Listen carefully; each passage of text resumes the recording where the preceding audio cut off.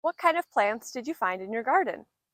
What features did you notice that might affect how likely birds are to eat insects from those plants?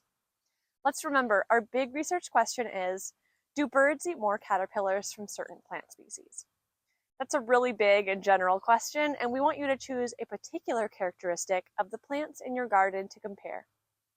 Plants have lots of different adaptations, or characteristics that help them survive and thrive.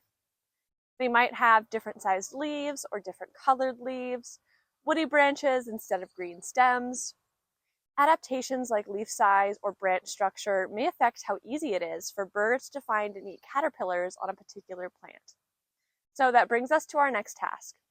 What is it about certain plants at your school that you think would make it easier for birds to eat caterpillars? For example, would big leaves or small leaves make it easier for birds to get the caterpillars? How about a plant with thorns versus without thorns? Bright colored flowers or pale flowers? Look at the comparison chart you made in your science journals and decide on a particular adaptation that you think might affect the number of caterpillars that get eaten by birds. For example, here in Morro Canyon, I think that the size of the leaves might affect how easy it is for the birds to spot caterpillars. So I want to investigate how leaf size affects how many caterpillars get eaten. Next, choose two plants to represent the different ends of that adaptation.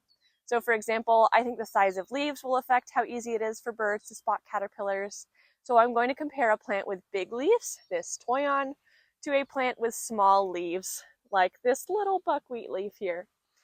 So it's your task to decide on which adaptation you want to focus on and pick two of the plants in your garden to compare that have that same adaptation different between them.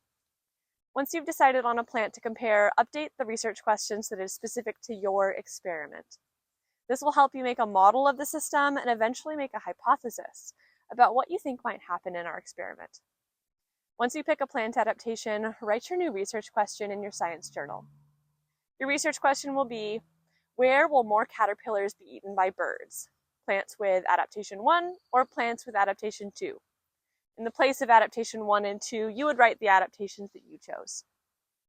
Go ahead and see what this research question format looks like on the next slide, and pick a plant adaptation to compare with your team.